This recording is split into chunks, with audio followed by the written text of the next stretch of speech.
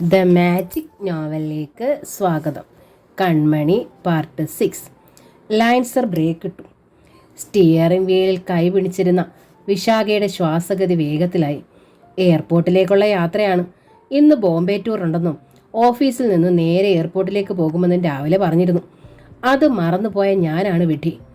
അദ്ദേഹം നമ്മളെ കണ്ടു എന്ന് ഉറപ്പാണോ? ആളെ കണ്ടില്ലെങ്കിലും കാർ കണ്ടാൽ മനസ്സിലാവും. എന്തെങ്കിലും കള്ളം പറഞ്ഞൂടെ? അല്പം ആലോചിച്ചിട്ട് വിശാഖ പറഞ്ഞു. ഒരു വഴിയുണ്ട്. ഭീമ പള്ളിക്കടുത്ത് എൻ്റെ ഒരു സുഹൃത്തുണ്ട്, ഹസീന.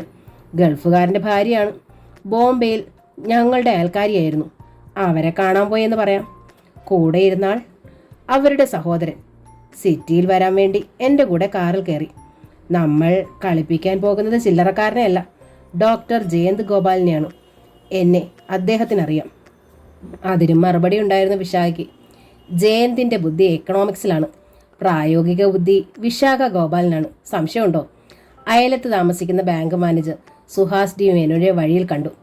എയർപോർട്ടിൽ ആരെയോ യാത്ര അയക്കാനായി മടങ്ങുന്ന വഴിയിൽ കാർ കേടായിപ്പോയി. ഒരു ലിഫ്റ്റ് കൊടുത്തു. എങ്ങനെയുണ്ട്? അഭിനന്ദ രൂപേണ. സുഹാസ് തലകുലുക്കി. കാർ സ്റ്റാർട്ടാക്കുന്നതിന് മുമ്പ് വിശാഖ മേലോട്ട് നോക്കി കൈകൂപ്പി. നിരവധി കള്ളങ്ങൾ തോന്നിച്ച ദൈവമേ, ഇനിയും സന്ദർഭത്തിനൊത്ത് സഹായിക്കണേ. കാര്യം തമാശയിൽ ഒതുങ്ങിയെങ്കിലും അത് നിസ്സാരമായി കാണാൻ സുഹാസ് തയ്യാറായില്ല. അന്താരാഷ്ട്ര തലത്തിൽ അംഗീകാരമുള്ള ബുദ്ധിജീവിയാണ് ഡോക്ടർ ജയന്ത് ഗോപാൽ. സ്വന്തം ഇണയിൽ അദ്ദേഹത്തിന് സംശയം ജനിക്കാനുള്ള സാഹചര്യങ്ങൾ നിരവധിയുണ്ട്. പ്രായവ്യത്യാസം, വാർദ്ധക്യത്തിൻ്റെ ആലസ്യം, തിരക്ക് എന്നിങ്ങനെ ഭാര്യയുടെ മനസ്സ് ട്രാക്ക് തെറ്റിപ്പോകുന്നു എന്ന് കരുതാനുള്ള സാഹചര്യങ്ങൾ ധാരാളം. ആ സ്ഥിതിക്ക് കാറിൽ ഭാര്യയോടൊപ്പം ഒരു യുവാവിനെ കാണുമ്പോൾ എന്തായിരിക്കും അദ്ദേഹം ധരിക്കുക? യുവതിയായ ഭാര്യയുടെ മനസ്സിൻ്റെ കവാടങ്ങൾ അടച്ചിടാനാണ് വൃദ്ധ ഭർത്താവ് എപ്പോഴും ശ്രമിക്കുക. ജനൽ പോലും തുറന്നിടാൻ അനുവദിക്കില്ല. അയാൾക്ക് ദേവേന്ദ്രൻ്റെ അസുഖം പിടിവിടും. സംശയം. ഭാര്യ എങ്ങോട്ട് പോകുന്നു, ആരോട് സംസാരിക്കുന്നു, ഇതൊക്കെയാണ് അയാളുടെ സംശയ കണ്ണുകൾ തേടുന്നത്. വിശാഖ അത് തിരുത്തി. സുഹാസിൻ്റെ ഭയത്തിന് അടിസ്ഥാനമില്ല എന്നവർ ഉറപ്പിച്ചു പറഞ്ഞു. ജയന്ത് നമ്മളെ കണ്ടതേയില്ല. അദ്ദേഹം ഇങ്ങോട്ട് നോക്കിയത് ഞാൻ കണ്ടതാണല്ലോ. എനിക്കറിയില്ലേ ജയന്തിനെ? ഇങ്ങോട്ട് നോക്കുമ്പോൾ ആ മനസ്സിൽ യുനെസ്കോയുടെ ഏതെങ്കിലും എക്കണോമിക് റീഹാബിലിറ്റേഷൻ പ്രോജക്റ്റിൻ്റെ ചിന്തകളായിരിക്കും. ഹാവൂ, അങ്ങനെ തൽക്കാലം രക്ഷപ്പെട്ടു. വിശാഖയുടെ മുഖം വാടി. അതെ, തൽക്കാലം രക്ഷപ്പെട്ടു. പക്ഷേ ഇത് ഇനി അധികനാൾ തുടരാൻ കഴിയില്ല. എന്തേ അങ്ങനെ തോന്നാൻ? എൻ്റെ മനസ്സ് പറയുന്നു ചില തോന്നലുകൾ, ചിന്തകൾ. അവയൊക്കെ ശരിയായി വന്ന അനുഭവമുണ്ട് എനിക്ക്. സാഗര നീലിമ ഓളം വെട്ടുന്ന കൺതടങ്ങളിൽ കരിങ്കാറ് കൊള്ളുന്നു. കുട്ടിക്കാലത്ത് അമ്മ പറയുമായിരുന്നു എനിക്ക് ആരോട് സ്നേഹമില്ലെന്ന്, ഹൃദയം കൊണ്ട് എനിക്ക് ആരെയും സ്നേഹിക്കാൻ കഴിയില്ലെന്ന്. ശരിയായിരുന്നത്. അനുഭവങ്ങൾ അങ്ങനെയായിരുന്നു. അനുഭവങ്ങൾ? അതെ സുഹാസ്, സ്നേഹത്തിന് മുഖത്തെ മാംസപേശിക്ക് അപ്പുറത്തേക്ക് പ്രവേശനം കൊടുക്കാത്ത ഒരുതരം നാഗരിക സംസ്കാരമുണ്ടല്ലോ, അതിൻ്റെ സന്തതിയാണ് ഞാൻ. പ്രയോഗം നന്നായി, പക്ഷേ മുഴുവൻ വ്യക്തമായില്ല. എന്തോന്ന് വ്യക്തമാക്കാൻ സുഹാസ്? എൻ്റെ മണ്ഡലത്തിൽ ആർക്കും സ്നേഹമില്ല. സ്നേഹമുണ്ടെന്ന് ഭാവിക്കേ ഉള്ളൂ. അവിടെ മുഖം മനസ്സിൻ്റെ കണ്ണാടിയല്ല. ഞാൻ ആർക്കും സ്നേഹം കൊടുത്തില്ല. അത് എനിക്ക് ആരിൽ നിന്ന് കിട്ടിയതുമില്ല. ഞാൻ കൊടുക്കാത്തത് സ്വാഭാവികമായും എനിക്ക് പ്രതീക്ഷിക്കാൻ വയ്യല്ലോ. എന്നോട് പൊരുതിയ ലോകത്തോട് ഞാനും പൊരുതി. എനിക്കൊരു കൊട്ട് കിട്ടിയപ്പോൾ ഞാൻ 2 കൊട്ട് കൊടുത്തു. അതായിരുന്നു എൻ്റെ ഫിലോസഫി. സ്നേഹത്തെക്കുറിച്ചുള്ള എൻ്റെ ഡെഫിനിഷൻ മാറ്റി എഴുതിയത് ഇവനാണ്, ഈ കൊച്ചുകള്ളൻ. അവർ കൊച്ചുണ്ണിയെ ആവർത്തി ചുംബിച്ചു. എനിക്കറിയില്ല സുഹാസ്, എത്ര ആഴത്തിൽ ഇവൻ എന്നെ വശീകരിച്ചെന്ന്. ഇവനിലൂടെ ജീവിതത്തിൽ നിരവധി മൈനസുകളെ വെട്ടി ഞാൻ പ്ലസ് ആക്കുകയായിരുന്നു. ഇന്ന് എൻ്റെ ജീവിതത്തിൽ ഒരുപാട് പ്ലസ്സുകളുണ്ട്. വിശാഖ കുഞ്ഞിനെ നെഞ്ചോട് ചേർത്ത് പിടിച്ചു. ഹൃദയത്തോട് ഏറ്റവും അടുത്താണ് ഇവൻ്റെ സ്ഥാനം. ഇവനിലൂടെയാണ് ഞാൻ സുഹാസിലെത്തിയത്. നമ്മുടെ ബന്ധത്തിൽ നിന്ന് ഇവനെ അടർത്തി മാറ്റിയാൽ പിന്നെ നമ്മൾ വെറും അന്യർ. ഇവൻ എൻ്റേതല്ല എന്ന സത്യം മറക്കുമ്പോൾ ഞാൻ എൻ്റെ ജീവിതത്തിന് അർത്ഥം കണ്ടെത്തുന്നു. അതോർക്കുമ്പോൾ നിരപരാധിയായ രശ്മി എൻ്റെ ശത്രുവാകുന്നു. ആ കൺതടങ്ങളിൽ കരിങ്കാർ പെയ്തു തുടങ്ങി. സുഹാസ് പതുക്കെ എഴുന്നേറ്റ് വിശാഖയുടെ അടുത്ത് ചെന്ന് ചൂണ്ടുവിരൽ ഉയർത്തി ആ കണ്ണീർ തുടച്ചു. വിശാഖ തേങ്ങലടക്കി ആ കയ്യിൽ പിടിച്ചു. ഇന്നുവരെ ഇത്ര ആർജവത്തോടെ എൻ്റെ കണ്ണീർ തുടയ്ക്കാൻ ഒരു പുരുഷൻ്റെ കൈ ഉയർന്നിട്ടില്ല. ഈ കൈകളിൽ ഞാൻ കൊതിച്ചതും അതാണ്, എൻ്റെ കണ്ണീർ തുടയ്ക്കാനുള്ള കരുത്ത്. സുഹാസിൻ്റെ കയ്യിൽ അമർത്തിപ്പിടിക്കുമ്പോൾ വിശാഖയുടെ പൊള്ളുന്ന വികാരങ്ങളിൽ മഞ്ഞു പെയ്യുകയായിരുന്നു. ആ പുരുഷ സാമീപ്യം അവർക്കൊരു രക്ഷാകേന്ദ്രമായി തോന്നി. പുരുഷന്റെ നെഞ്ചിന് ദൈവം ഇത്ര വിരിവ് കൊടുത്തിരിക്കുന്നത് പെണ്ണിന്റെ ഭാരം ഇറക്കി വെക്കാനാണ്. ഏത് പെണ്ണും ജീവിതത്തിൽ ഒരിക്കലല്ലെങ്കിൽ മറ്റൊരിക്കൽ കൊതിച്ചു പോകുന്നതാണിത്. അതിന് കതിർ മണ്ഡപത്തിന്റെ ലൈസൻസ് ഉണ്ടോ ഇല്ലയോ എന്നതുപോലും മറക്കപ്പെടുന്നു. വിശാഖ പതുക്കെ സുഹാസിന്റെ നെഞ്ചിലേക്ക് ചാരി. സുഹാസ് അന്നൊരിക്കൽ ചോദിച്ചില്ലേ എൻ്റെ ബാക്ക്ഗ്രൗണ്ടിനെ പറ്റി? അന്ന് ഞാനത് മറച്ചു വെച്ചു. താല്പര്യമുണ്ടോ ഇപ്പോൾ അത് കേൾക്കാൻ? ഇല്ലെങ്കിൽ തന്നെ എനിക്കത് പറയാതെ വയ്യ. വിശാഖ അത് പറയാനുള്ള മൂഡിലാണ്, സുഹാസ് അത് കേൾക്കാനും. പക്ഷേ ഇരുവരും മറന്നുപോയ ചിലതുണ്ട്. വിശാഖ സുഹാസിന്റെ നെഞ്ചിൽ ചാരി നിൽക്കുകയാണ്. പുറത്തേക്കുള്ള വാതിൽ തുറന്നു കിടക്കുന്നു. സമയം രാവിലെ 11:30. ഇനി ഇവർ കാണാതെ പോയൊരു ഒന്നുകൂടിയുണ്ട്. ഗേറ്റ് കടന്നു വരുന്ന വ്യക്തി. അത് രശ്മി. അതെ, ആ വീട്ടിലെ ഗൃഹനായിക. മൃതമായ നിശബ്ദത. ആ വീട് ഒരു സ്ഫോടനത്തിന്റെ ഒളിച്ചൂടിൽ പ്രകമ്പന കൊള്ളുമ്പോഴും അതിനെ പൊതിഞ്ഞു നിന്നത് നിശബ്ദതയാണ്. ഇവിടെ 3 മുഖങ്ങൾ. മൗനത്തിന്റെ നീണ്ട വാൽ മുറിച്ചത് രശ്മിയാണ്. അവർ വിശാഖയുടെ അടുത്തേക്ക് നീങ്ങി. എനിക്ക് മനസ്സിലാവും കാര്യങ്ങൾ. ഒരു പെണ്ണിനെ മറ്റൊരു പെണ്ണിനെ നന്നായി മനസ്സിലാക്കാനാവും. എന്നോട് പറയാമായിരുന്നു, ഞാൻ അറേഞ്ച് ചെയ്ത് തന്നേനെ നല്ല ആരോഗ്യമുള്ള പയ്യന്മാരെ. ഇക്കാര്യത്തിൽ ഒരു കൊടുപ്പുകാരിയാകാൻ ഞാൻ മടിക്കില്ലായിരുന്നു. എൻ്റെ ഭർത്താവിനെ രക്ഷിക്കാൻ വേണ്ടി. വാക്കുകൾ വാളുകളാവുമ്പോൾ മനസ്സിൽ ചോര കിനിയുന്നു. ബാച്ചിലേഴ്സ് ആയിരുന്നില്ലേ ഭേദം? അവർക്കായിരിക്കില്ലേ കൂടുതൽ ചൂടും ആവേശവും. ഇത് കേട്ട് സുഹാസിന് ശബ്ദിക്കാതിരിക്കാൻ കഴിഞ്ഞില്ല. രശ്മി, നീ ഇപ്പോൾ എന്തിനു വന്നു? ഉപദ്രവമായി അല്ലേ? ബാങ്കിൽ ഒരു അജ്ഞാത ഫോൺ കോൾ വന്നപ്പോൾ കരുതിയത് ഒരു തമാശ സെഷൻ. എൻ്റെ കൊച്ചുണ്ണിക്ക് ഇടവേളയിൽ ഒരമ്മ, അത്രമാത്രം. പക്ഷേ ഇത് കുറെ കടന്നുപോയി. കഥ എങ്കിലും ഒന്ന് ചാരാമായിരുന്നു. രശ്മി, നീ കാര്യങ്ങൾ മനസ്സിലാക്കാതെയാണ് സംസാരിക്കുന്നത്. വാസ്തവം ഞാൻ കാര്യങ്ങൾ മനസ്സിലാക്കിയിട്ടില്ല. സുഹേട്ടൻ അവധിയെടുത്ത് കുഞ്ഞിനെ നോക്കാൻ താല്പര്യം കാണിച്ചപ്പോൾ ഞാനൊന്നും മനസ്സിലാക്കിയില്ല. ലീവ് എക്സ്റ്റെൻഡ് ചെയ്യാൻ അത്യുത്സാഹം കാണിച്ചപ്പോഴും ഞാനൊന്നും മനസ്സിലാക്കിയില്ല. വീട്ടിൽ കുഞ്ഞിൻ്റെ കാര്യത്തിനൊക്കെ ഒരടുക്കും ചിട്ടയും കണ്ടപ്പോൾ അതിലൊരു സ്ത്രീയുടെ കരസ്പർശം ഉണ്ടെന്നും ഞാൻ ഊഹിച്ചില്ല. നമ്മൾ 2 പേരും വാങ്ങിക്കാത്ത ഒരു പെർഫ്യൂം കുഞ്ഞിൻ്റെ ശരീരത്തിൽ സ്മെല്ല് ചെയ്തപ്പോഴും എനിക്കൊന്നും തോന്നിയില്ല. എന്തിന്? ആഴ്ചയിലൊരിക്കൽ കുഞ്ഞിനെ കാണാൻ വന്നുകൊണ്ടിരുന്ന അച്ഛൻ വരാതായപ്പോഴും അക്കാര്യത്തിൽ അച്ഛൻ മൗനം പാലിക്കുന്നത് കണ്ടപ്പോഴും ഞാനൊന്നും മനസ്സിലാക്കിയില്ല. അതൊന്നും എനിക്ക് ബുദ്ധിയില്ലാഞ്ഞിട്ടല്ല, എൻ്റെ ബുദ്ധിക്കപ്പുറമായിരുന്നു സുഹേട്ടനിൽ എനിക്കുള്ള വിശ്വാസം. വിശാഖ അല്പം മുമ്പോട്ട് വന്നു. രശ്മി, ഇന്ന് കണ്ട കാഴ്ച ലോകത്തൊരു പെണ്ണും കാണാൻ ആഗ്രഹിക്കാത്തതാണ്. ഇക്കാര്യത്തിൽ കുടലെടുത്ത് ഞാൻ കാണിച്ചാലും വാഴനാരനെ ഇപ്പോൾ രശ്മി വിശ്വസിക്കും. അവർ രശ്മിയുടെ കൈ പിടിച്ചു. എന്തുകൊണ്ട് എൻ്റെ കർണത്തടിക്കുന്നില്ല എന്ന് അതിശയിക്കുകയാണ് ഞാൻ. അതുവരെ നിയന്ത്രണം പാലിച്ച രശ്മി പൊട്ടിത്തെറിച്ചു. അവർ ശക്തിയോടെ കൈ വെട്ടി വലിച്ചു. ഛി, മാറി നില്ലടി റാസ്കൽ. അവളുടെ ഒരു സിനിമാ ഡയലോഗ്. കരണത്തടിക്കാത്തത് എൻ്റെ മാന്യത കൊണ്ടൊന്നുമല്ല, നിന്നോടുള്ള സഹതാപം കൊണ്ട്. പുരുഷന്മാരെ വേട്ടയാടുന്ന നിന്റെ ഗതികേട് ഓർത്തു. ഠേ! സുഹാസിന്റെ കയ്യിൽ നിന്ന് അടി വീണു രശ്മിയുടെ കവിളിൽ. കവിൾ തടവിക്കൊണ്ട് രശ്മി വിശാഖയെ നോക്കി. കണ്ടോ, ഒരു ഭർത്താവ് ഭാര്യ അടിച്ച അടിയാണിത്. അത് സന്തോഷത്തോടെ കൊള്ളുന്നവളാണ് യഥാർത്ഥ ഭാര്യ. പക്ഷേ അത് അനുഭവിക്കണമെങ്കിൽ ഭർത്താവിന് പൗരുഷമുണ്ടായിരിക്കണം, തല്ലാനുള്ള ആരോഗ്യമുണ്ടായിരിക്കണം. നിനക്കത് മനസ്സിലാവില്ല. സുഹാസ് അടിക്കാൻ രണ്ടാമതും കൈ ഓങ്ങിയപ്പോൾ രശ്മി രൂക്ഷമായി നോക്കി. നമ്മൾ തമ്മിലുള്ള കണക്ക് പിന്നീടാവാം, ആദ്യം ഞാൻ ഇതൊന്ന് സെറ്റിൽ ചെയ്തോട്ടെ.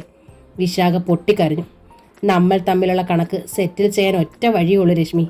ഞാൻ ഇവിടെ വരാതിരിക്കുക ശ്രമിക്കാം. ഈ കുരുന്നിനെ മറക്കാൻ ദൈവം എനിക്ക് ശക്തി തരുമെങ്കിൽ ഞാൻ ഇവിടെ വരാതിരിക്കാം.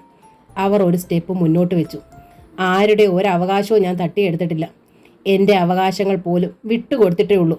വിശ്വസിക്കില്ലെന്നറിയാം, എങ്കിലും എൻ്റെ ആശ്വാസത്തിന് വേണ്ടി പറയുകയാണ്.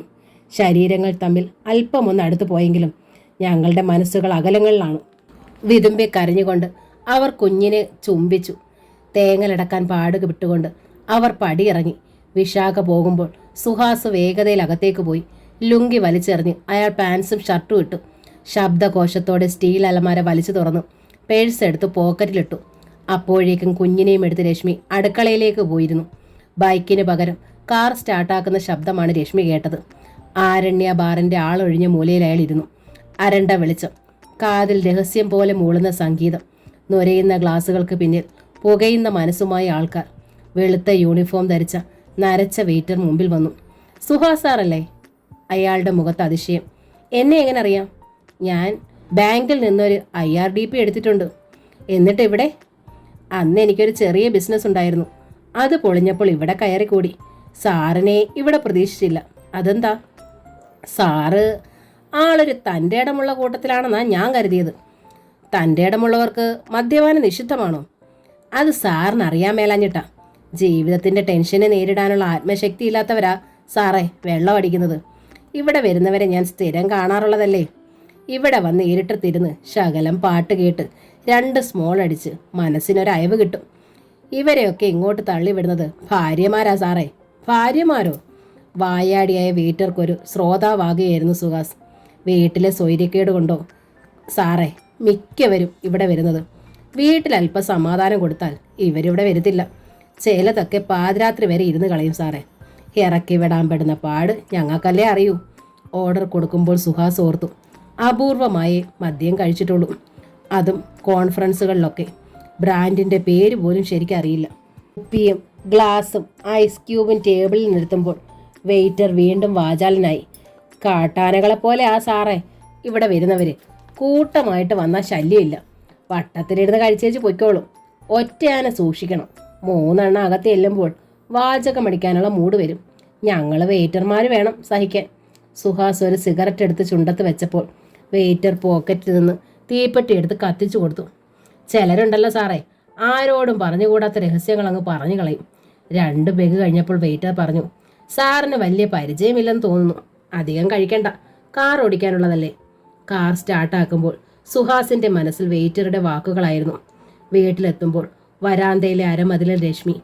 കാർ ഷെഡിലേക്ക് കയറ്റുമ്പോൾ അവൾ മുറ്റത്തിറങ്ങി വന്നു. സുഹേട്ടൻ കുടിച്ചു അല്ലേ? നല്ല സ്മെല്ല്. കുഴഞ്ഞു വീഴാത്തതെന്താ? ഞാൻ താങ്ങി പിടിച്ചുകൊണ്ട് കിടത്തിയേനെ. ടിപ്പിക്കൽ സിനിമ സ്റ്റൈലിൽ. സുഹാസ് മറുപടി പറയാതെ അകത്തേക്ക് പോയി. രാവിലെ വിശാഖയുടെ ഫോൺ ശബ്ദിച്ചു. എനിക്കൊന്ന് കാണണം, സുഹാസ് പറഞ്ഞു. എനിക്കും കാണണം. സുഹാസിനെ അല്ല, കൊച്ചുണ്ണി. അവനെ കാണാതിരിക്കാൻ വയ്യ. 11:30 മ്യൂസിയം വളപ്പിൽ. ഉച്ച വെയിലിന് ചൂട് വെച്ച് തുടങ്ങുമ്പോഴും മ്യൂസിയം പാർക്കിൽ തണുപ്പ് പറ്റി പിടിച്ചു കിടന്നു. പന്തലിച്ച മരത്തിന് കീഴിലെ സിമെന്റ് ബെഞ്ചിലിരുന്ന സുഹാസിന്റെ നേരെ നടന്നെടുക്കുന്ന വിശാഖയുടെ മുഖത്ത് ആശങ്കയായിരുന്നു. ഒരു ഭൂകമ്പം കഴിഞ്ഞതേ ഉള്ളൂ. അകലെ നോക്കി അലക്ഷ്യമായിട്ടാണ് സുഹാസ് അതിന് മറുപടി പറഞ്ഞത്. അതിലെല്ലാം തകർന്നു വീണ് കഴിഞ്ഞില്ലേ, ഇനി എന്തിനാ ഭയപ്പെടുന്നത്? കൊച്ചുണ്ണി വിശാഖയുടെ നെഞ്ചിൽ അമർന്നിരുന്നു. അവിടെ നിന്ന് വമിക്കുന്ന ചൂടിൽ അമ്മയുടെ ഗന്ധം ശ്വസിച്ച കുഞ്ഞ് താമരത്താരുപോലെ പറ്റിക്കിടക്കുന്നു. ഈശ്വരൻ എന്നിൽ നിന്ന് തട്ടിപ്പറിച്ചെടുത്ത നിമിഷങ്ങളാണ് ഇവൻ എനിക്ക് തിരികെ തന്നത്. അത് തീരുന്നു. അതിനു മുമ്പ് എനിക്ക് ചിലതൊക്കെ പറയാനുണ്ട്. കുറേ നാളായി പറയാൻ ആഗ്രഹിച്ച കാര്യങ്ങൾ. ഒരിക്കൽ ചോദിച്ചില്ലേ എൻ്റെ ബാക്ക്ഗ്രൗണ്ടിനെ കുറിച്ച്? ഞാനൊരു ഗുജറാത്തിയാണ് ബൈ ബർത്ത്. സുഹാസ് തലയുയർത്തി നോക്കി. വിശാഖ നമ്പ്യാർ. അവർ സിമെന്റ് ബെഞ്ചിൽ തലകുനിച്ചിരുന്നു. ധരംജി ഉത്തംജി ആൻഡ് കമ്പനി, കോഴിക്കോട്ടെ പ്രമുഖ Gujarati business group chairman Randhir Chand മൊറാൾജിയുടെ മകൾ മോഹന അതിസുന്ദരിയായിരുന്നു. മോഹനയ്ക്ക് വരനായി വന്നത് പോർബന്തറിലെ മുൽചന്ദ് കുടുംബത്തിലെ മല്ലേഷ്. അമേരിക്കൻ റിട്ടയർഡ് MBA വിവാഹം കഴിഞ്ഞ് കോഴിക്കോട്ട് ഗംഭീര തോതിൽ പ്ലാൻ ചെയ്തു. കേരളത്തിലെ ഗുജറാത്തി സമൂഹത്തിൻ്റെ അഭിമാനമായിരുന്നു ആ ചടങ്ങ്. പക്ഷേ ആ അഭിമാനം വ്രണപ്പെട്ടു. മുഹൂർത്ത സമയത്ത് വരൻ വന്നില്ല. മല്ലേഷിന് ഒരമേരിക്കൻ വധുവും അതിലൊരു കുട്ടിയുമുണ്ടത്രേ. മദാമ വന്ന അയാളെ കൂട്ടിക്കൊണ്ടുപോയി. മുഹൂർത്ത സമയം വധു പിതാവ് രൺധീർ സിംഗ് അഗ്നിനാളമായി നിന്ന് പുകഞ്ഞു. മോഹന മണ്ഡപത്തിൽ നിന്നിറങ്ങുന്നത് സുമംഗലിയായിട്ടായിരിക്കണം. ഒരു വരൻ ഉടനെ ഉണ്ടാവണം. ആ കണ്ണുകൾ പതിഞ്ഞു നിന്നത് ഒരാളിലാണ്, മനോഹരൻ നമ്പ്യാർ. മൊഹേരിക്കാരൻ മനോഹർ നമ്പ്യാർ ധരംജി ഉത്തംജി ഗ്രൂപ്പിൻ്റെ വടകര ഓഫീസ് മാനേജറാണ്. സുമുഖനും ഊർജ്ജസ്വലനുമായ ചെറുപ്പക്കാരൻ. നമ്പ്യാർ അമ്പരന്ന് പോയി. കമ്പനി ചെയർമാൻ തൊഴുകൈയോടെ മുന്നിൽ നിൽക്കുന്നു. വച്ച് നീട്ടുന്നത് മകളുടെ ഭർത്തൃപദം. ഒരുപാട് മഹാലക്ഷ്മിയെ ഒന്നിച്ചു വന്ന് കയറുന്നു. വിവാഹശേഷം മനോഹരൻ നമ്പ്യാരും മോഹനയും സൂററ്റിലേക്ക് പോയി. വടക്കേ ഇന്ത്യയിലെ ബിസിനസ്സിൻ്റെ ചുക്കാൻ ഏറ്റെടുത്തു. അവിടെ ഞാനുണ്ടായി. എനിക്ക് താഴെ 2 അനിയന്മാരും. അവരാണ് ബിസിനസ് നോക്കുന്നത്. അച്ഛൻ മരിക്കുന്ന സമയത്ത് കമ്പനി ഉൾപ്പെടെയുള്ള ഫാമിലി പ്രോപ്പർട്ടി ഷെയർ ചെയ്തിരുന്നു. അനിയന്മാരാണ് കമ്പനിയുടെ പേർ മനോഹർ ഗ്രൂപ്പ് എന്ന് മാറ്റിയത്. അച്ഛൻ്റെ ഓർമ്മയ്ക്ക്. എങ്ങനെയുണ്ട് എൻ്റെ കഥ? മുഴുവൻ കേട്ട് പറഞ്ഞിട്ട് അഭിപ്രായം പറയാം. അച്ഛൻ്റെ അമ്മയുടെ ഫാമിലി ലൈഫ് സുഖകരമായിരുന്നില്ല. വഴിയിൽ വീട് കിട്ടിയ ഭർത്താവിനെ അമ്മ അക്സെപ്റ്റ് ചെയ്തില്ല. രണ്ട് വ്യത്യസ്ത സംസ്കാരങ്ങളുടെ ഉരസൽ വേറെ. അച്ഛൻ ഇതൊന്നും ശ്രദ്ധിക്കാത്ത ടൈപ്പായിരുന്നു. അമ്മയിലൂടെ പ്രവേശനം കിട്ടിയ ബിസിനസ് സ്വർഗമായിരുന്നു അച്ഛൻ്റെ മുമ്പിൽ. അവിടെ അദ്ദേഹം കത്തിക്കയറി. ഗുജറാത്തിൻ്റെ ആകാശത്തിൽ മിന്നിത്തിളങ്ങിയ മലയാളി നക്ഷത്രമായിരുന്നു അച്ഛൻ. വാസ്തവത്തിൽ ഇന്നത്തെ മനോഹർ ഗ്രൂപ്പിൻ്റെ അടിത്തറ അച്ഛനിട്ടതാണ്. പക്ഷേ അതിന് അദ്ദേഹം സ്വകാര്യ ജീവിതം ബലി കഴിച്ചു. അച്ഛൻ്റെ നെടുങ്കൻ ബിസിനസ് ടൂറുകൾ, അമ്മയുടെ മുടിഞ്ഞൽ സോഷ്യൽ വർക്ക്, ഇതിനിടയിൽ നഷ്ടം എനിക്ക് മാത്രം. അനിയന്മാർ അച്ഛൻ്റെ വഴിയെ പോയിരുന്നു. ഇനി ഒരു കഥാപാത്രം കൂടി രംഗപ്രവേശം ചെയ്യാനുണ്ട്, ഡോക്ടർ ജയന്ത് കോപാൽ. സുഹാസ് അത് പറയുമ്പോൾ വിശാഖ ചിരിക്കാൻ ശ്രമിച്ചു. ഇന്റർവെല്ലിന് ശേഷമാണ് അദ്ദേഹത്തിൻ്റെ എൻട്രി. ഇന്റർവെൽ ആയല്ലോ, നമുക്കെന്തെങ്കിലും കഴിച്ചാലോ, തണുത്തത് എന്തെങ്കിലും. സുഹാസ് താഴേക്ക് ചൂണ്ടി. ദാ ആ ഗേറ്റിൽ ഐസ്ക്രീം പാർലറുണ്ട്. അവർ താഴേക്ക് നടന്നു. പാർലറിലേക്ക് നടക്കുമ്പോൾ സുഹാസ് ശ്രദ്ധിച്ചു, എതിർ ദിശയിൽ നിന്നും വേഗത്തിൽ വരുന്ന ഓട്ടോറിക്ഷ. അതിലിരിക്കുന്ന ആൾ തന്നെയാണ് ചൂണ്ടുന്നത്. നിമിഷങ്ങൾക്കകം ഓട്ടോ മുമ്പിൽ വന്നു നിന്നു. സുഹാസിൻ്റെ മുഖത്തു നിന്ന് കണ്ണെടുക്കാതെ അയാൾ ഓട്ടോറിക്ഷയിൽ നിന്നിറങ്ങി. പോക്കറ്റിൽ നിന്ന് 50 രൂപ നോട്ട് എടുത്ത് ഡ്രൈവർക്ക് നൽകി. സുഹാസ് ശ്രദ്ധിച്ചു. നന്നേ വെളുത്തയാൾ, നീല ടീഷർട്ട് ധരിച്ചിരിക്കുന്നു. മുമ്പ് കണ്ട പരിചയം, പക്ഷെ ഓർത്തെടുക്കാനാവുന്നില്ല. വിശാഖയെ ശ്രദ്ധിക്കാതെ അയാൾ സുഹാസിൻ്റെ നേരെ നടന്നു. മിസ്റ്റർ സുഹാസ് ഡി മേനോൻ അല്ലേ? അതെ, ഞാൻ നിങ്ങളെ തിരക്കി ബാങ്കിൽ പോയിരുന്നു. ലീവാണെന്നറിഞ്ഞു. വീട്ടിലും അന്വേഷിച്ചു. ഇവിടെ ഉണ്ടെന്ന് എങ്ങനെ അറിഞ്ഞു? ഇന്നത്തെ സാഹചര്യത്തിൽ സേഫായ സ്ഥലം ഇവിടെ ആയിരിക്കുമെന്ന് ഊഹിച്ചു. പോലീസുകാരൻ കുറ്റവാളിയെ നോക്കുന്നത് പോലെ അയാൾ വിശാഖയെ നോക്കി. ആരാണ് നിങ്ങൾ? എന്താണ് നിങ്ങൾക്ക് വേണ്ടത്? ആ നോട്ടം സുഹാസിന് അത്ര പിടിച്ചില്ല. ഞാൻ സ്വയം പരിചയപ്പെടുന്നതിന് മുമ്പ് ഇവരോട് 4 വാക്ക് പറയണം. പിന്നീട് അത് നടന്നു എന്ന് വരില്ല. അയാൾ വിശാഖയുടെ നേരെ തിരിഞ്ഞു. ഹേയ് സഹോദരി, ഞങ്ങൾ ആണുങ്ങളാ. ചെളി കാണുന്നിടത്ത് ചവിട്ടും, വെള്ളം കാണുന്നിടത്ത് കഴുകും. നിങ്ങൾ വേണമായിരുന്നു സൂക്ഷിക്കാൻ. അല്ല, നിങ്ങൾക്ക് നഷ്ടപ്പെടാനൊന്നുമില്ല. ആ കിളവന് അത്രയും അധ്വാനം കുറയും. പക്ഷേ ഇവരുടെ കുടുംബം ഉണ്ടല്ലോ, സ്നേഹം കൊണ്ട് സ്വർഗം തീർത്ത ഒരു കുടുംബമാത്. അത് തകർക്കരുത്. അയാൾ വിശാഖയുടെ ഒക്കത്തിരുന്ന കുഞ്ഞിനെ കയ്യിലേക്ക് വാങ്ങിച്ചു. ഈ കുഞ്ഞിനോട് സ്നേഹമുണ്ടെന്നാണല്ലോ ഭാവിക്കുന്നത്. അതിൻ്റെ തന്തയും തള്ളയും തല്ലിപ്പിരിച്ചല്ല സ്നേഹം കാണിക്കേണ്ടത്. അനാവശ്യം പറയുന്നോ? ആരാടോ താൻ? സുഹാസിൻ്റെ ശബ്ദമുയർന്നു. ക്ഷോഭിക്കേണ്ട. നിങ്ങളുടെ കുടുംബത്തോടുള്ള സ്നേഹത്തിൻ്റെ അളവ് വെച്ച് ഈ ഭാഷയല്ല ഞാൻ ഉപയോഗിക്കേണ്ടത്. ഞാനിതൊന്ന് പറഞ്ഞു തീർത്തോട്ടെ. വീണ്ടും വിശാഖയുടെ നേരെ തിരിഞ്ഞ് അയാൾ തരിച്ചു നിന്നു. അവിടെ വിശാഖയില്ലായിരുന്നു. നടന്നകലുന്ന വിശാഖയെ നോക്കിക്കൊണ്ട് സുഹാസ് ഗർജിച്ചു. പോക്കൃത്തരം കാണിക്കുന്നോ? അവരെ നിങ്ങൾ വേദനിപ്പിച്ചില്ലേ? അവരെ വേദനിച്ചപ്പോൾ നിങ്ങൾക്ക് കൊണ്ടു. വേറൊരുത്തി നിങ്ങളുടെ വീട്ടിൽ വേദനയിൽ നിന്ന് ഇരിപ്പുണ്ട്. അവരെ നിങ്ങൾ ഓർത്തോ? അവരെക്കുറിച്ച് വേദനിക്കാൻ നിങ്ങളാര്? അയാളുടെ ശബ്ദം ഉയർന്നു. നിയമപരമായി ആരുമല്ല, പക്ഷേ ധാർമ്മിക അവകാശമുണ്ട്. ഒരു കാലത്ത് അവരെ മനസ്സിൽ കൊണ്ടു നടന്നവനാണ് ഞാൻ. പിന്നീട് അവരുടെ വിവാഹം തകർന്നതിന് പരോക്ഷമായിട്ടെങ്കിലും ഞാൻ കാരണക്കാരായതിന് ഞാൻ ദുഃഖിച്ചു. അതുകൊണ്ട് അവർ നിങ്ങളെ വിവാഹം കഴിച്ചപ്പോൾ ഞാൻ അകന്നു നിന്നു. അല്ലെങ്കിൽ ഈ കിർക്കൻ വിളി കേൾക്കാൻ ഞാൻ ഓടിയെത്തിയനെ. നിങ്ങൾ ഫ്രെഡറിക് സൈമൺ അല്ലേ? രശ്മി എന്നെക്കുറിച്ച് പറഞ്ഞിരിക്കുന്നത് കിർക്കൻ ഫ്രെഡറിക് എന്നായിരിക്കും. ഓഹോ, ഇപ്പോൾ കാര്യം മനസ്സിലായി. അവൾ കാമുകനെ പറഞ്ഞയച്ചിരിക്കുകയാണ് എന്നെ വരട്ടാൻ, അല്ലേ? ദൈവനിഷേധം പറയരുത്. അവരുടെ കാമുക പദം ഞാൻ ഇന്നും കൊതിക്കുന്ന ഒന്നാണ്.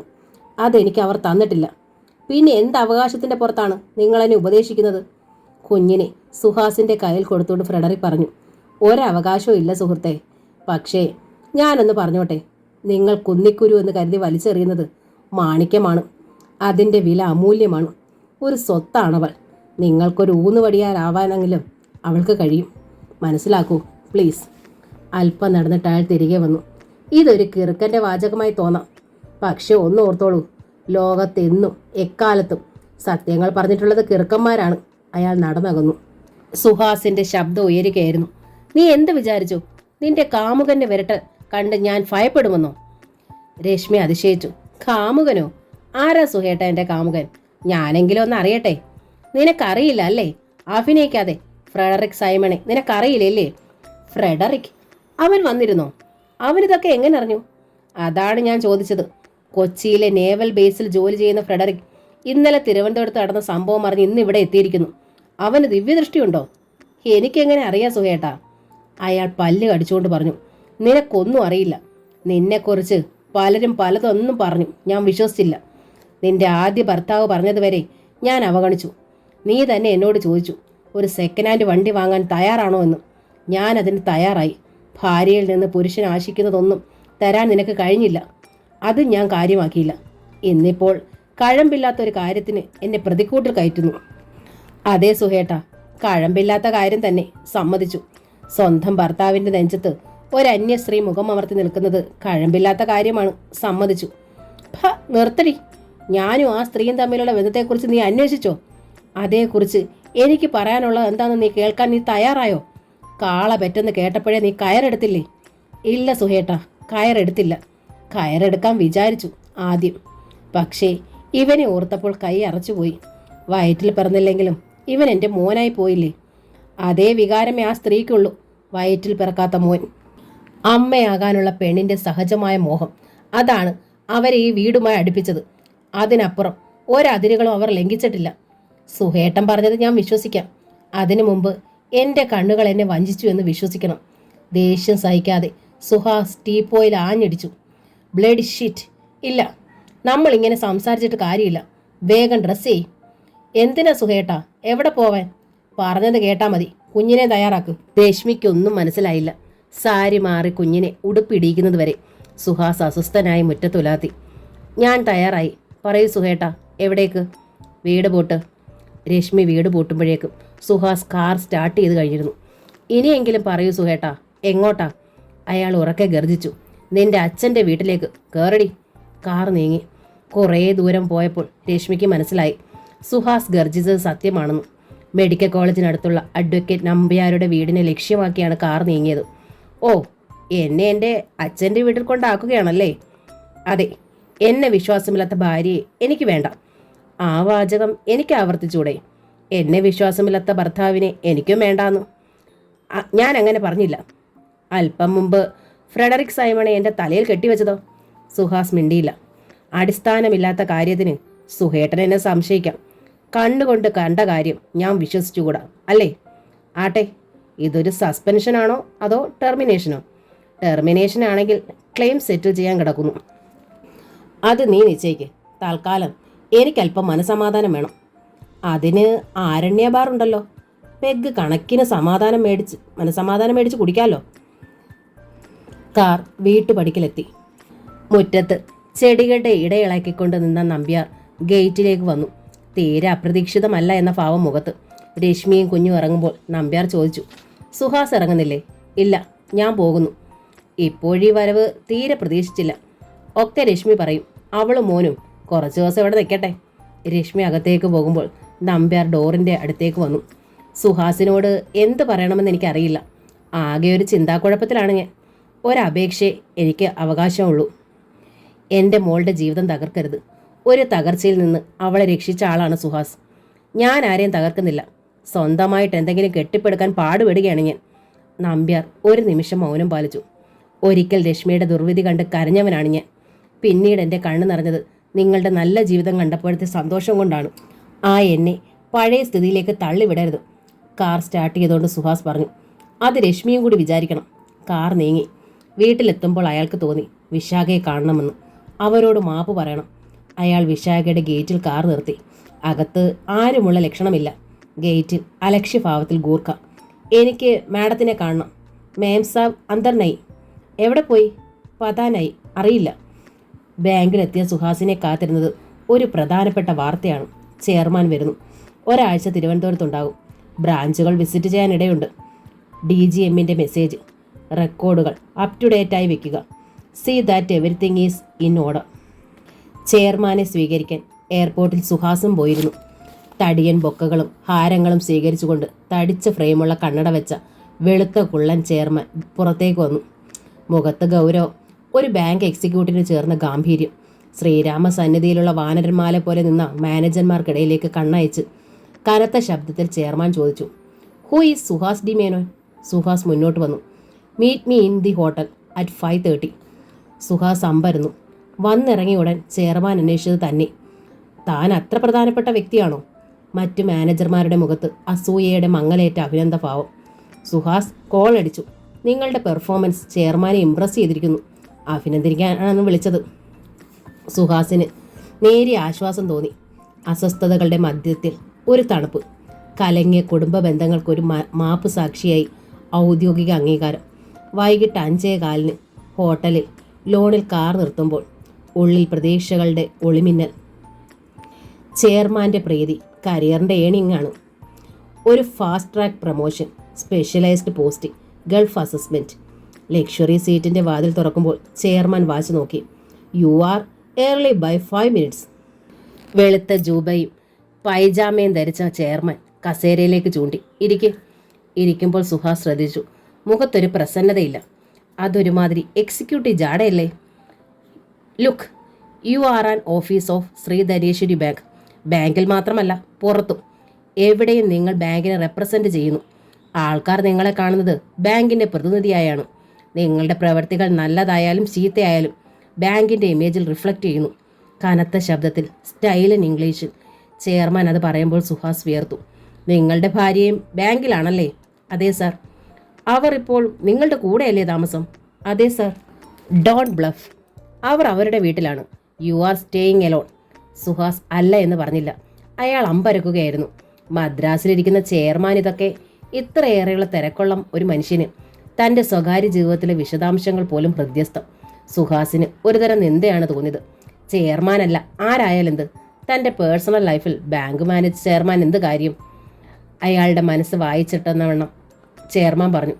Of course, it's none of my business. അതൊക്കെ നിങ്ങളുടെ പേഴ്സണൽ കാര്യം. നിങ്ങൾക്ക് തോന്നും ഞാൻ എന്തിന് നിങ്ങളുടെ സ്വകാര്യതയിൽ തലയിടുന്നുവെന്ന്, അല്ലേ? വിനയം വിടാതെ സുഹാസ് പറഞ്ഞു. അങ്ങ് പറഞ്ഞത് ശരിയാണ്. It's none of your business. ചെയർമാൻ്റെ മുഖം ചുവന്നു. But it becomes my business when it amounts to spoil the image of the institution. Suhas പതുക്കെ എണീറ്റിരുന്നു. സാർ, എനിക്കൊന്നും മനസ്സിലാവുന്നില്ല. നിങ്ങൾക്കെല്ലാം മനസ്സിലാവുന്നുണ്ട്. നിങ്ങൾക്കെതിരായ ഒരു പരാതി എൻ്റെ ബ്രീഫ് കേസിലുണ്ട്. അവഗണിക്കാവുന്ന ഒരാളല്ല പരാതിക്കാരൻ. ചെയ്ത പ്രവൃത്തി വെച്ച് നിങ്ങളെ പുറത്ത് കളയുകയാണ് വേണ്ടത്. ബട്ട് ഞാനത് ചെയ്യുന്നില്ല. അടുത്ത ആഴ്ച നിങ്ങൾ മധ്യപ്രദേശിലെ ഗ്വാളിയർ ബ്രാഞ്ചിൽ ചാർജ് എടുക്കുന്നു. You are transferred with immediate effects. But sir. No but. You may go. ചെയർമാൻ്റെ വാക്കുകളുടെ അവസാനത്തെ ഭാഗത്തെ ഗർജനം എന്ന വിഭാഗത്തിൽപ്പെടുത്തുന്നതിൽ തെറ്റില്ല. കാരണം അതിൻ്റെ ശക്തിയിൽ സുഹാസ് സ്വീറ്റിന് വെളിയിലായി കഴിഞ്ഞിരുന്നു. തലയ്ക്ക് കൂടം കൊണ്ട് അടിയേറ്റ മാതിരി സുഹാസിന് എന്താണ് സംഭവിക്കുന്നത് അറിയില്ല. എവിടെയും തിരിച്ചടികൾ. പൂമാല പ്രതീക്ഷിച്ച് വന്നിട്ട് പടക്കമേറും. പെട്ടെന്ന് അയാൾ നിന്നു. എന്തോ എവിടെയോ മണക്കുന്നു. അവ്യക്തതകളുടെ ചില മുകളിൽ ടോർച്ച് വെട്ടം. ബാങ്കിൽ ലക്ഷ്മിക്ക് അജ്ഞാത ഫോൺ മെസ്സേജ്. കൊച്ചിയിൽ നേവൽ ബേസിൽ ഫ്രെഡറിക് സൈമണ് ദ്രുത സന്ദേശം. ഇതാ ഇപ്പോൾ ചെയർമാൻ്റെ നാടകീയമായ വെളിപ്പെടുത്തൽ. ആരോ ഉണ്ട് ഇതിൻ്റെയൊക്കെ പിന്നിൽ. ശക്തനായ ഒരാൾ, തൻ്റെ നീക്കങ്ങളെ സസൂക്ഷ്മം വീക്ഷിക്കുന്ന ഒരാൾ. ഓർക്കുമ്പോൾ സുഹാസിൻ്റെ മനോമുകുരത്തിൽ ഒരു മുഖം തെളിഞ്ഞു വന്നു. ട്രാഫിക് ഐലൻഡിലെത്തുമ്പോൾ സുഹാസ് കാർ ഇടത്തേക്ക് തിരിച്ചു. അവിടെ ഇടത്തേക്ക് ചൂണ്ടുന്ന ചുവന്ന ബോർഡ് കാണാം. കുറേ ചെന്നപ്പോൾ മണൽ കൂട്ടിയിട്ടിരിക്കുന്ന മൈതാനത്തിനരികെ വിശാലമായ വളപ്പ്. അകത്തേക്ക് നയിക്കുന്ന റോഡിനിരുവശവും പച്ച മെത്ത വിരിച്ചതുപോലുള്ള നിരപ്പുള്ള പുൽത്തകിടി. റിസപ്ഷനിൽ പറഞ്ഞു, എനിക്ക് ജയന്ത് ഗോപാലിനെ കാണണം. അവർ മറ്റൊരു മൂലയിലേക്ക് കൈ ചൂണ്ടി. ദാ ആ ഇരിക്കുന്ന ആളാണ് അദ്ദേഹത്തിൻ്റെ സെക്രട്ടറി. അവിടെ പറഞ്ഞാൽ മതി. സെക്രട്ടറിയുടെ വെളുത്ത് നീണ്ട വിരലുകളാണ് ശ്രദ്ധിച്ചത്. സുന്ദരിയാവാൻ ബ്യൂട്ടി പാർലർ വഴി ഒരു ശ്രമം നടത്തിയിട്ടുണ്ടെങ്കിലും അതത്ര വിജയിച്ചില്ല. വിസിറ്റേഴ്സ് പാഡ് നീട്ടിക്കൊണ്ട് അവർ പറഞ്ഞു, please fill it up. Suhas പേനയെടുത്തു. ആദ്യത്തെ കോളം പേര്. അയാൾ ആലോചിച്ചു. വേണ്ട, യഥാർത്ഥ പേര് എഴുതണ്ട. ജയന്ത് കാണാൻ അനുവദിക്കില്ല. സുഹാസ് എഴുതി. രമേശ് ശർമ്മ. പർപ്പസ് എന്ന കോളം പൂരിപ്പിച്ചു. ഒഫീഷ്യൽ. ഷീറ്റ് അകത്തേക്ക് കൊടുത്തുകൊണ്ട് സെക്രട്ടറി പറഞ്ഞു, ഇരിക്കെ. 15 മിനിറ്റോളം ഇരുന്നു. ആൾക്കാർ ഫയലുകളുമായി അകത്തേക്ക് പോകുന്നു, മടങ്ങി വരുന്നു. സെൽഫോണിൻ്റെയും ലാൻഡ് ഫോണിൻ്റെയും ഇൻ്റർകോമിൻ്റെയും ഇടകലർന്നുള്ള നിലവിളി അകത്ത് കേൾക്കാം. Please go inside. Secretary. Suhas ഒന്ന് നിന്നു. ഇൻ്റർവ്യൂവിനകത്ത് കയറുന്ന വിദ്യാർത്ഥി ധൈര്യം സംഭരിക്കുന്നത് പോലെ. സുഹാസ് അകത്ത് കടക്കുമ്പോൾ ഡോക്ടർ ജയന്ത് ഗോപാൽ കറങ്ങുന്ന കസേരയിൽ വശത്തേക്ക് തിരിഞ്ഞ് ഇടത് ഭാഗത്തെ ടേബിളിൽ വെച്ചിരിക്കുന്ന കമ്പ്യൂട്ടർ മോണിറ്ററിൽ ശ്രദ്ധിച്ചിരിക്കുകയാണ്. ഇടയ്ക്കിടെ കീബോർഡിൽ വിരലമർത്തുന്നുണ്ട്. തിരിഞ്ഞു നോക്കാതെ തന്നെ മുഴക്കമുള്ള ശബ്ദത്തിൽ ജയന്ത് പറഞ്ഞു, please be seated. Mister Ramesh Sharma. Ramesh Sharma എന്ന സുഹാസ് ഇരുന്നു. പ്രിന്ററിൽ നിന്ന് പൊട്ടിച്ചെടുത്ത പ്രിൻ്റ് ഔട്ടുമായി എസ് എന്ന് പറഞ്ഞുകൊണ്ട് തിരിഞ്ഞ ജയന്ത് അന്തിച്ചുപോയി. നിങ്ങൾ എൻ്റെ നെയ്ബർ അല്ലേ, ആ ബാങ്കുകാരൻ? ശബ്ദമുണ്ടാക്കാനോ ബഹളം വെക്കാനോ ശ്രമിക്കരുത്, സുഹാസ് പതുക്കെ പറഞ്ഞു. പാഡിലേക്ക് സൂക്ഷിച്ചു നോക്കി ജയന്ത് പറഞ്ഞു, രമേശ് ശർമ്മ എന്നാണ് പേര് തന്നിരിക്കുന്നത്. ദാറ്റ് മീൻസ് ഇംപെർസണേഷൻ, ആൾമാറാട്ടം. കോളിംഗ് ബെല്ലിന് നേരെ നീങ്ങിയ ജയന്തിൻ്റെ കയ്യിൽ സുഹാസ് അമർത്തി പിടിച്ചു. ഞാൻ ഇവിടെ നിന്നൊരു ചീത്ത വാക്ക് ഉച്ചരിച്ച ഈ ടൈയിൽ പിടിച്ചൊന്ന് വലിച്ചാൽ നാണക്കേട് നിങ്ങൾ കാണും. മര്യാദയ്ക്ക് അവിടെ ഇരിക്കണം. ഞാൻ പറയുന്നത് മുഴുവൻ കേൾക്കണം. പറയാനുള്ളത് മുഴുവൻ പറഞ്ഞിട്ടേ ഞാൻ പോകൂ. ജയന്ത് കസേരയിൽ പിന്നോട്ട് ചാഞ്ഞിരുന്നു. എന്താണ് നിങ്ങൾക്ക് പറയാനുള്ളത്? നിങ്ങൾക്കറിയാമോ, ഞാനൊരു എക്കണോമിക്സ് വിദ്യാർത്ഥിയായിരുന്നു. കോളേജ് ക്ലാസ്സുകളിൽ doctor Jayant model economics growth പഠിക്കുമ്പോൾ കേരളീയനായ ആ ആഗോള ശാസ്ത്രജ്ഞനെ മനസ്സിലാരാധിച്ച് നടന്ന വ്യക്തിയായിരുന്നു ഞാൻ. പിന്നീട് നിങ്ങൾ എൻ്റെ അയൽക്കാരനായി വന്നു എന്നറിഞ്ഞ് ഞാൻ ഒരുപാട് സന്തോഷിച്ചു. മനസ്സിലെ പൂജാ വിഗ്രഹമായിരുന്നു നിങ്ങൾ.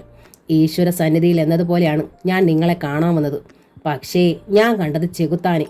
മീൻമുള്ളിൻ്റെയും വാഴക്കൂമ്പിൻ്റെയും പേരിൽ അയൽക്കാരോട് വഴക്കുണ്ടാക്കുന്ന ചീപ്പ് സംസ്കാരമായിരുന്നു നിങ്ങളുടേത്. വാക്കുകൾ സൂക്ഷിച്ച് ഉപയോഗിക്കണം. അതെ, സൂക്ഷിച്ച് തന്നെയാണ് ഉപയോഗിക്കുന്നത്. അല്ലെങ്കിൽ ഇവിടെ തെറി കൊണ്ട് അഭിഷേകം നടന്നേനെ. നിങ്ങളോട് 4 വാക്ക് ചോദിക്കണമെന്ന് തന്നെ കരുതിയാണ് ഞാനിവിടെ അന്ന് വന്നത്. എന്നെ സ്വീകരിച്ചത് നിങ്ങളുടെ ഭാര്യയാണ്. ഇന്നും ബഹുമാനത്തോടെ മാത്രം ഞാൻ ഓർക്കുന്ന വ്യക്തി. കൂലീനത്വം എന്ന വാക്കിൻ്റെ അർത്ഥം എനിക്ക് കാണിച്ചു തന്ന വ്യക്തി. നിങ്ങളുടെ ചീപ്നെസ് അവർക്കൊട്ടുമില്ല. ജയന്ത് അസ്വസ്ഥനായി. ഛേ, ഡോണ്ട് ടോക്ക് നോൺസെൻസ്. നിങ്ങൾക്ക് നോവുന്നു അല്ലേ? നിങ്ങളുടെ മുഖത്ത് നോക്കി ഇതുവരെ ആരും സത്യങ്ങൾ വിളിച്ചു പറഞ്ഞിട്ടില്ല. സ്തുതിപാഠകരെ മാത്രമേ നിങ്ങൾ കണ്ടിട്ടുള്ളൂ. പെട്ടെന്ന് സുഹാസ് നിർത്തി. ആരോ ഫയലുമായി അകത്തേക്ക് വരുന്നു.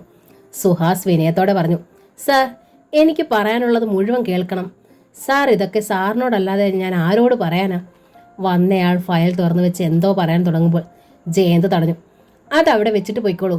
I will call you later. അയാൾ പോയപ്പോൾ സുഹാസിലെ ഒറിജിനൽ സുഹാസ് പുറത്തു വന്നു. തനിക്ക് സ്തുതി പാടേണ്ട കാര്യമൊന്നും എനിക്കില്ല.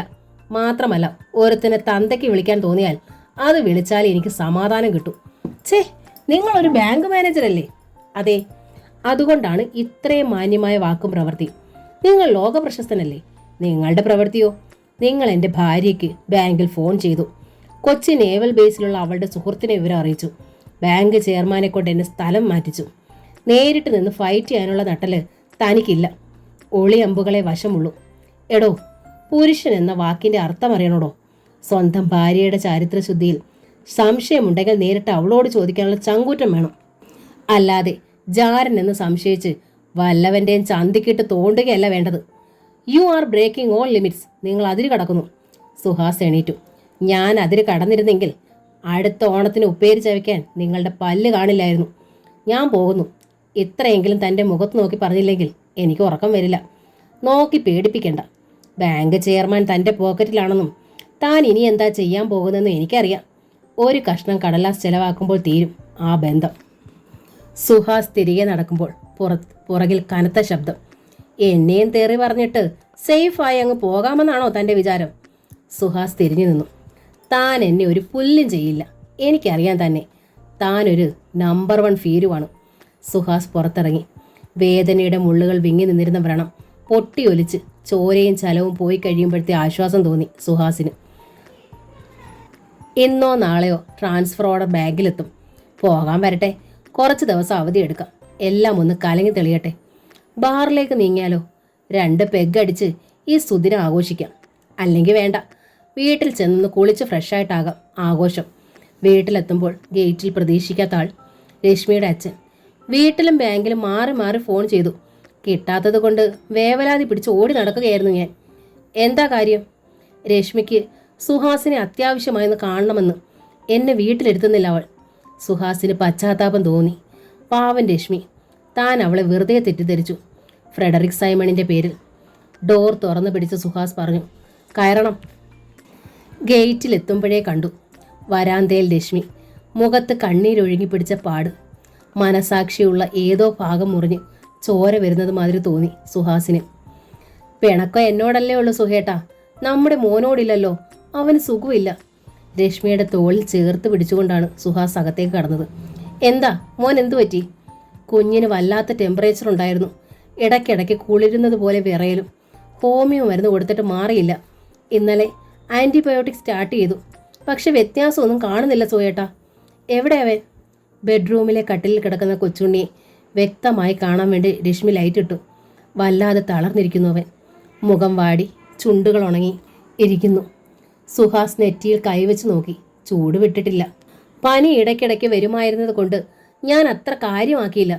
പക്ഷേ ഇന്ന് രാവിലെയാണ് ഞാൻ ശ്രദ്ധിച്ചത്. മൂത്രം ഒഴിക്കുമ്പോൾ ഒരു ഫോഴ്സ് ഇല്ല, കാലിലൂടെ ഒഴുകുന്നു. അത് കണ്ടപ്പോൾ ഞാൻ ആകെ പേടിച്ചു. സുഹേട്ടനെ കണ്ടേ തീരുമെന്ന് വാശി പിടിച്ചു. സുഹാസ് കുനിഞ്ഞു മോനെ ഉമ്മ വെച്ചു. തണുത്ത ഞെട്ടൽ പോലെ ഒരു ചിന്ത തലച്ചോറിലേക്ക് എഴഞ്ഞു കയറുമ്പോൾ അയാളുടെ വിരലുകൾ കൊച്ചുണ്ണിയുടെ കവിളുകളിൽ ഉരസുകയായിരുന്നു. കവിളുകളിൽ നീര്, കവിളുകളിൽ മാത്രമല്ല, കാലിലും അടിവയറ്റിലും. ഡോക്ടർ വിനോദ് കുമാർ, പീഡിയാട്രീഷ്യൻ എന്ന് എഴുതിയ ബോർഡിൻ്റെ താഴെയുള്ള ഹാഫ് ഡോർ തുറന്ന് അകത്ത് കടക്കുമ്പോൾ സുഹാസ് ഉള്ളിലെ പരിഭ്രമം രശ്മിയിൽ നിന്നും മറച്ചു പിടിക്കും. എനിക്കാകെ പേടിയാകുന്നു സുഹേട്ടാ. ചേ, പേടിക്കാതെ, മോൻ എന്തെങ്കിലും ഇൻഫെക്ഷൻ ആയിരിക്കും. നന്നേ ചെറുപ്പക്കാരനായ ഡോക്ടർ. ഒറ്റ നോട്ടത്തിൽ ഒരു പ്രീ ഡിഗ്രി വിദ്യാർത്ഥിയുടെ ലുക്ക്. ഡോക്ടറെ കണ്ടതോടെ കൊച്ചുണ്ണി കരയാൻ തുടങ്ങി. അവന് പിടിച്ചില്ല ആ കുഴലും കൂട്ടുമൊക്കെ. ഡോക്ടർ മേശവലിപ്പിൽ നിന്നും വയറ്റിൽ ഞെക്കിയാൽ കരയുന്ന റബ്ബർ പൂങ്ങയെടുത്ത് കൊച്ചുണ്ണിക്ക് കൊടുത്തു. പരിശോധിക്കുമ്പോൾ സുഹാസ് ഡോക്ടറുടെ മുഖത്തേക്ക് സൂക്ഷിച്ചു നോക്കി. വല്ല ഭാവമാറ്റവും ഉണ്ടോ? പ്രത്യേകിച്ചൊന്നും തോന്നിയില്ല. കർച്ചീഫിൽ കൈ തുടച്ചുകൊണ്ട് ഡോക്ടർ പറഞ്ഞു, ടെമ്പറേച്ചർ സാരമില്ല, കുറേയൊക്കെ ക്ലൈമറ്റിൻ്റേത് കൂടിയാണ്. നീരും ഭയപ്പെടാത്തതൊന്നുമില്ല. പക്ഷേ യൂറിൻ പാസ് ചെയ്യുമ്പോഴത്തെ ഫോഴ്സ് ഇല്ലായ്മ, അതെന്തുകൊണ്ടാണെന്ന് കണ്ടുപിടിക്കണം. ചില ടെസ്റ്റുകൾ വേണ്ടി വരും, ഞാൻ കുറിച്ച് തരാം. അതിനു മുമ്പ് ഡോക്ടർ ഒന്ന് നിർത്തി. യൂറോളജി ഡിപ്പാർട്ട്മെൻറ്റിനെ ഒന്ന് കൺസൾട്ട് ചെയ്യണം. യൂറോളജിസ്റ്റിൻ്റെ ഒപ്പീനിയൻ കൂടി എടുത്തിട്ട് പ്രൊസീഡ് ചെയ്യാം. എന്തേ ഡോക്ടർ അങ്ങനെ തോന്നാൻ? യൂറിനിലല്ലേ കുഴപ്പം? ഡോക്ടർ എന്താണ് ഉദ്ദേശിക്കുന്നത്? ഒന്ന് വിശദീകരിക്കാമോ? ഡോക്ടർ ഒന്ന് പുഞ്ചിരിച്ചു. ഭയപ്പെടാനൊന്നുമില്ല. എല്ലാ ആസ്പെക്ട്സും പരിശോധിച്ച ശേഷമേ ഞങ്ങൾ ചികിത്സ തുടങ്ങാറുള്ളൂ. ഈ കൺസൾട്ടേഷൻ അതിൻ്റെ ഭാഗമായി കൂട്ടിയാൽ മതി. പുറത്തിറങ്ങാൻ തുടങ്ങുമ്പോൾ ഡോക്ടർ പറഞ്ഞു, 1 മിനിറ്റ് മിസ്റ്റർ സുഹാസ്. രശ്മി മോനെയും കൊണ്ട് പുറത്തിറങ്ങി. പരിചയത്തിൽ യൂറോളജിസ്റ്റുകൾ ആരെങ്കിലും ഉണ്ടോ? വെരി ക്ലോസ് ആയി? ഇല്ല doctor. Go to an expert urologist. Car നീങ്ങുമ്പോൾ രശ്മി ചോദിച്ചു, എന്തേ സുഹേട്ടാ എന്നെ ഒഴിവാക്കാൻ ഡോക്ടർ പറഞ്ഞത്? ഒന്നുമില്ല, ഒരു എക്സ്പേർട്ടിനെ കാണിക്കണമെന്ന്. അത് ഞാൻ കേട്ടാലെന്താ? നീ ഭയപ്പെടുമെന്ന് കരുതിയാണ്. ഭയപ്പെടാനൊന്നുമില്ല സുഹേട്ടാ. സുഹേട്ടൻ എന്ത് തോന്നുന്നു? തൽക്കാലം ഭയപ്പെടാനൊന്നുമില്ല. ഒരു നല്ല യൂറോളജിസ്റ്റിനെ കണ്ടുപിടിക്കണം, ഏറ്റവും സമർത്ഥൻ. ബാങ്കിലെ കസ്റ്റമേഴ്സിൽ ആരെങ്കിലും? കസ്റ്റമേഴ്സിൽ ഡോക്ടേഴ്സ് ഉണ്ട്, യൂറോളജിസ്റ്റ് ഇല്ല. അവരുടെ പരിചയത്തിൽ ആരെങ്കിലും? സുഹാസ് ചിന്താതീതനായി. അത് ശരിയാവില്ല. വളരെ എക്സ്പേർട്ടായിട്ടുള്ള ഒരാളുണ്ട്. പക്ഷേ സുഹേട്ടൻ അയാൾ സ്വീകാര്യനായിരിക്കില്ല. ആരാണ് അയാൾ? Doctor Cyriac Simon. ഓ, ഈയിടെ അവാർഡൊക്കെ വാങ്ങിയ പാർട്ടി. ആൾ സമർത്ഥൻ, പക്ഷേ പേഴ്സണലായിട്ട് അറിയില്ലല്ലോ. തന്നെയല്ല, എനിക്കെങ്ങനെ അയാൾ അസ്വീകാര്യനാവുക? അയാളുടെ അനിയനാണ് ഫ്രെഡറിക് സൈമൺ. പ്രത്യേകിച്ചൊരു ഭാവഭേദവും ഇല്ലാതെ സുഹാസ് പറഞ്ഞു. ഓ, നിന്റെ കിറുക്കൻ. അല്ലല്ല, എൻ്റെ കാമുകൻ. എന്നെ ഓർത്ത് കടപ്പുറത്ത് മാനസമൈനെ പാടി നടക്കുന്നവൻ. വഴക്കുണ്ടാക്കാനുള്ള സമയമല്ലിത്. നീ അയാളെ വിളിക്ക്. ബ്രദറുമായൊരു അപ്പോയിൻമെൻ്റ് എടുക്ക്. നാളെ തന്നെ നമുക്ക് ഡോക്ടറെ ചെന്ന് കാണാം. തലങ്ങും വിലങ്ങും വെട്ടിയ വെള്ളക്കടലാസ് പോലെയുള്ള മുഖം. അവിടെ കുഴികളാണോ വരകളാണോ കൂടുതൽ അത് നിർണ്ണയിക്കാൻ പ്രയാസം. തവളയുടേതു മാതിരി ഉന്തിയ കണ്ണുകൾ.